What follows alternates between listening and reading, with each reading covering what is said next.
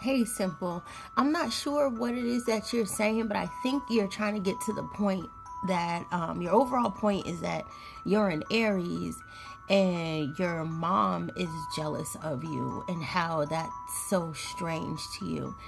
And you said this in reply to a video that I had posted where it was explaining how the Gregorian calendar is fraudulent. Which is true. It makes no sense and it's fraudulent and it's chaotic and it's confusing and it's conflicting for a reason that I'm not going to get into right now. And that's why I have so much beef with it. But I knew that when I made that video, I was going to have to offer some counsel on it because it is going to create an existential crisis and it's going to create an undoing. And that's something that I'm really good at doing, whether I'm doing it intentionally or unintentionally. I am walking Moldavite.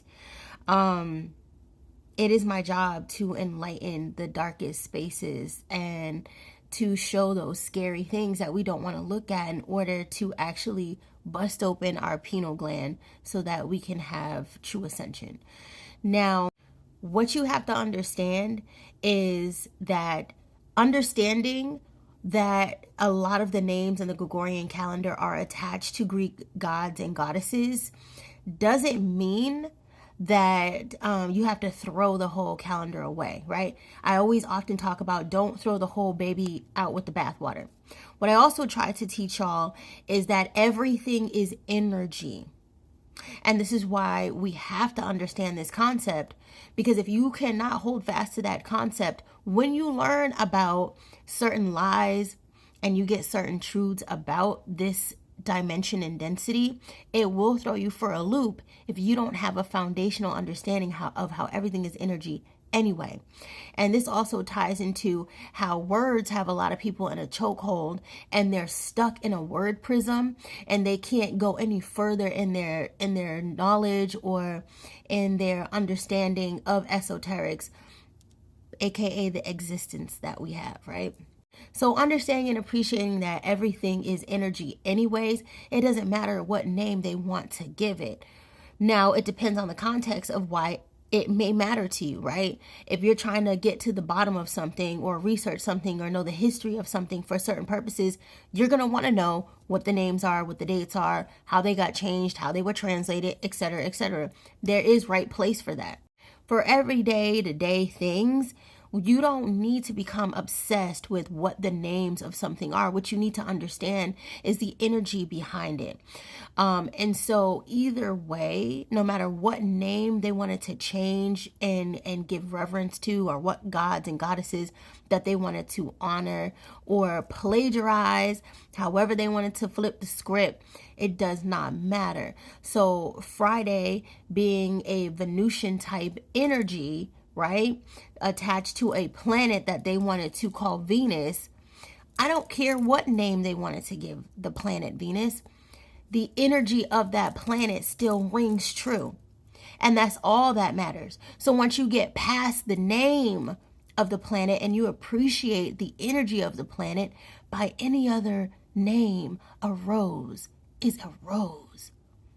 And we have to understand that. And that's love language, because when you're getting to know somebody that you really love and you really care about, do you care at the end of the day what is their first, middle, and last name?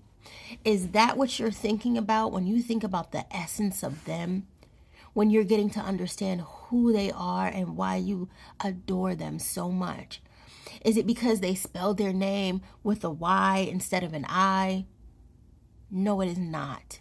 Now, if you want to do some type of energy work, if you want to do work with frequency, it may matter.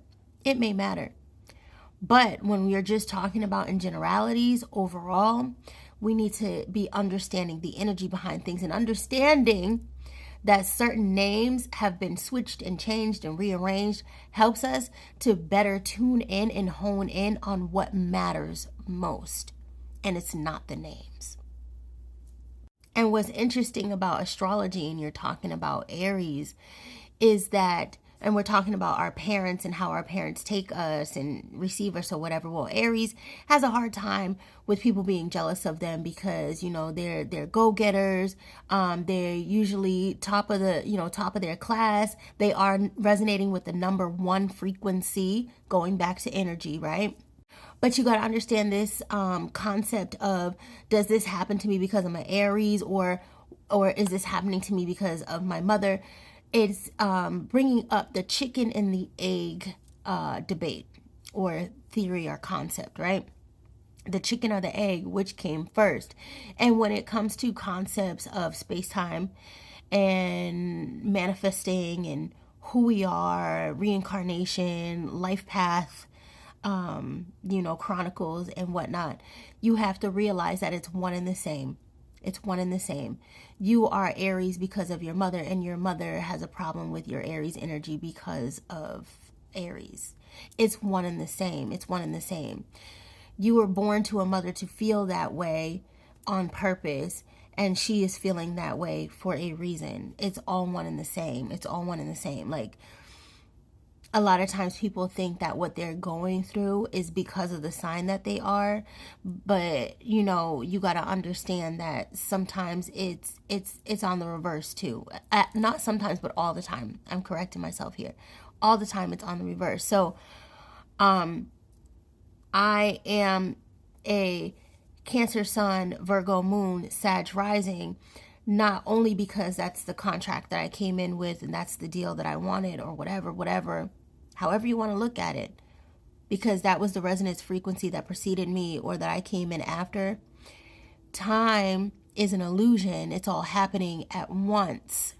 So when we're talking about our astrology, it's a huge conversation about time and time space and how things arrived. And that's why, in order to get the math on your astrology, you and your whole birth chart, you need to know time, right? And you have to have space, time, coordinates. So am I this way because of how my predestiny was set up to come in, my contract, aka contract, was to come in, or am I this way because of what I was born into and what surrounds me, right? Well, it's both. It's both. Everything is folding in on each other. Those are the fractals. And I'm going very deep, and this is going to take some time to understand if you haven't quite cut your teeth on quantum theory yet and quantum mechanics. But life is that deep. We're talking about the fabric of existence. I don't know why anybody would think that it was going to be simplified, or anybody thinks there's a simple answer to it. Why do people want to dumb down God? I don't know. Why would anybody try to dumb down or simplify something that is infinite? You cannot simplify the infinite. You simply can't.